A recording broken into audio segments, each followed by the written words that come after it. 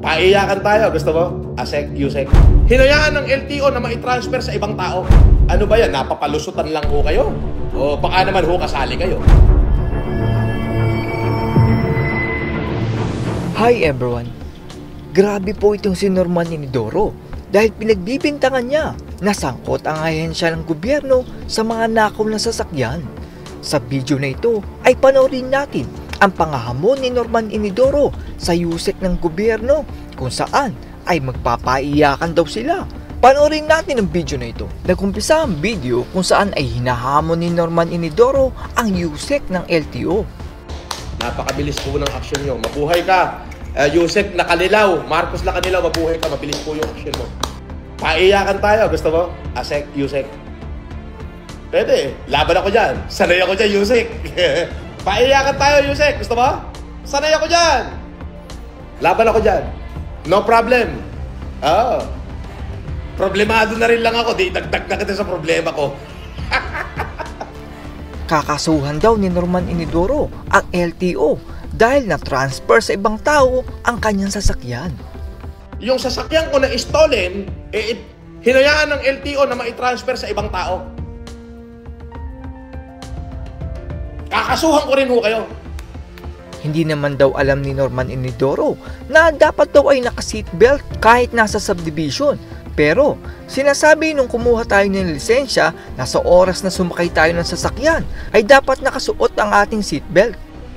Mali ho pala yun na nasa loob ka ng subdivision mo. Kailangan naka-seatbelt ka. Yung pala ho yun. Kasi ho ako, pag lumabas na ako ng gate ng subdivision, doon ho ako nagsi-seatbelt eh. Biruin mo, dahil lang ho doon, sinokos order ako. Patas po kayo, patas nyo na. Napakagaling ng LTO, bravo. Bravo, napakagaling. Diba? Antuli nila umaksyon. Tinatanong naman ni Norman Inidoro kung kasama ba daw ang LTO doon sa mga nagnakaw ng kanyang sasakyan. Bakit ho yung reklamo ko? Na yung sasakyan ko, ninakaw. Bakit nailipat sa ibang pangalan? Ano yun? Kasali ho ba kayo doon sa mga magnanakaw na yun? Yun o yung tanong ko. Wala naman daw pakialam si Norman Inidoro kahit tanggalan siya ng lisensya at kakasuhan din daw niya ang LTO dahil sa kanyang nawawalang sasakyan. Lahat yung showcase nyo na sasagutin ko po yan. Tatanggapin ko lahat yan. Suspendido, tanggalan ng lisensya, wala ako kung pake. Ayos na, tanggap ko na. Tatanggapin ko yan. Pero, hindi ko matatanggap na yung sasakyan ko na stolen, hinayaan ng LTO na mai-transfer sa ibang tao. Kakasuhan ko rin ho kayo. Humingi naman ng tulong si Norman Inidoro sa kanyang mga supporters na i-call out ang LTO dahil sa kanyang nawawalang sasakyan. Yung mga supporter ko, baka pwede namang i-call out yung LTO. Ang galing-galing nila eh. Ang galing-galing nila. Pero mo nga, nasyokos agad ako eh. Sobrang galing nila. Diba? I-call out nyo naman sila. Na bakit yung stolen vehicle with complete report, hinayaan ng LTO na mailipat sa ibang pangalan. Ano ba yan? Napapalusutan lang ho kayo? O baka naman ho kasali kayo? Nagpasalamat naman si Norman Inidoro sa kanyang mga basher dahil hindi daw niya alam na dapat ay nakasuot ng seatbelt kahit nasa subdivision. Magandang gabi ho. Yun lang. At maraming salamat pa rin ho doon sa mga basher ko kasi nakikita nyo ho yung mali, maitatama ko ho. Kaya lang since tinanggap ko na ho kung ano yung sinabi ng LTO, sinokos nila ako dahil lang doon sa screenshot ng ako ay naka-live kasi ho, kung makikita nyo yung tuloy nun, naka-live kaming kumakain. Hanggang sa matapos ko ba ay naka-live pa rin kami. So hindi ko naman hawak yung cellphone. Ibang tao ho ang may hawak. Yung alalay ko. Okay?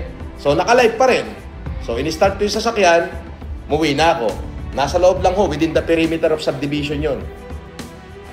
In-screenshot ng basher, kinall out ang LTO, umaksyon agad si LTO, antulin. Antulin, ang galing-galing nyo, mga couples. Antulin. Nagtampo naman si Norman Inidoro kung bakit ang bilis daw ng show cause order sa kanya. Pero yung ninakaw na sasakyan sa kanya ay wala pa ding sagot. Bakit ho yung complaint ko na yung ninakaw na sasakyan ko, complete HPG, tinatanong ko sa inyo, ilang beses ako nag-complain sa inyo, bakit ho na-transfer to ng ito ho ay nakaw? Ba't hanggang ngayon wala kayong sagot? Diba? Ba't hanggang ngayon wala kayong sagot? Paiyakan tayo, gusto mo? Asek, Yusek. Pwede, laban ako dyan. Sanay ako dyan, Yusek. Paiyakan tayo, Yusek. Gusto mo? Sanay ako dyan. Ngayon, Yusek, tatanggapin ko na yung hatol ng LTO. Wala problema. Nagkamali po ako eh. Pero hindi ko po kayang tanggapin na yung sasakyan ko na kinumplain ko sa inyo na i-transfer nyo sa ibang tao. Buong tapang naman daw, nakakasuhan ni Norman Inidoro ang Yusek ng LTO kahit magpaiyakan pa daw sila. Ay, hindi ako papayag na ma-unnotice yun. Kakasuhan kita. Oo. Kakasuhan ko kayo lahat. Magpaiyakan tayo. Laban ako dyan. Yusek. Laban ako dyan, Yusek. Laban ako dyan. No problem. Problemado na rin lang ako. Di dagdag na kita sa problema ko. Di ba? Sige. Laban ako dyan, Yusek. Laban ako. Tinanggap ko na. Pinalakpak ako LTO. Ang galing ho ng LTO. Palakpak. Palakpak. Sinabi naman ni Norman Inidoro na nasa loob sila ng subdivision, pero ayon sa mga netizen ay wala naman daw shakies sa loob ng subdivision. Tinanggap ko na. Biruin nyo. Kung makikita nyo ho yun, naka-live yung buong video na yun. Hindi ko naman ho dinidelete. Nandyan yun. Kumakain ho kami na naka-live sa loob ng shakies. Matapos ho kami kumain, naka-live pa rin ako. Hanggang sa pagkakit ko ng sasakyan, naka-live kasi hindi ko pinutol yung live. Pero hindi ko hawak yung cellphone, may ibang humawak. Okay, may ibang humawak ng cellphone. Ngayon, from Shakey's, eto lang ho yung subdivision. Walking distance lang almost. Nasa loob ho ako ng subdivision. Hindi ako lumalabas ng subdivision.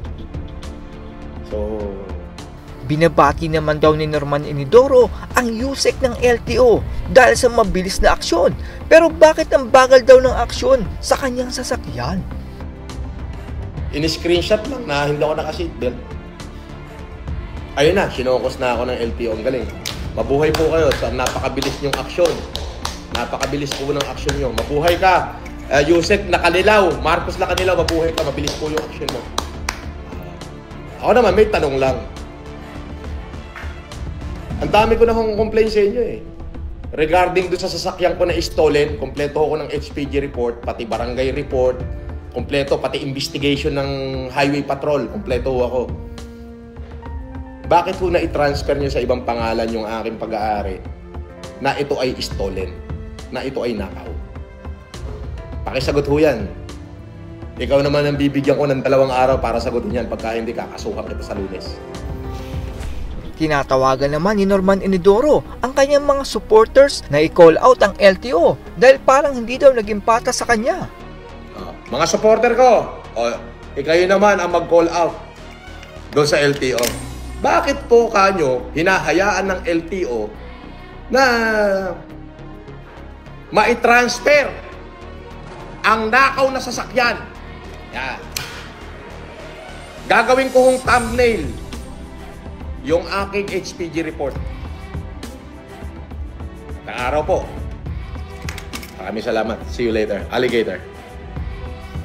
At yan po, ang napakatinding kinakaharap ni Norman Inidoro kung saan ay tila nakikipag-away pa siya sa LTO. Si Norman Inidoro po kasi ay isang influencer na rin po siya. Sa dami po ng nanonood sa kanya upang iba siya, ay paniguradong akalain ng mga viewers na okay lang na hindi magsuot ng seatbelt. Marami ng sikat na vlogger ang nasuspindi ang lisensya dahil sa hindi nagsusuot ng seatbelt at nagsiselfone. Isa lang po itong paalala sa lahat na sikat or hindi ang isang tao ay dapat patawan ng suspension upang ipaalala na dapat tayong sumunod sa batas. That's all everyone. Salamat sa inyong panonood. This is Jack and you're watching Biker Drone.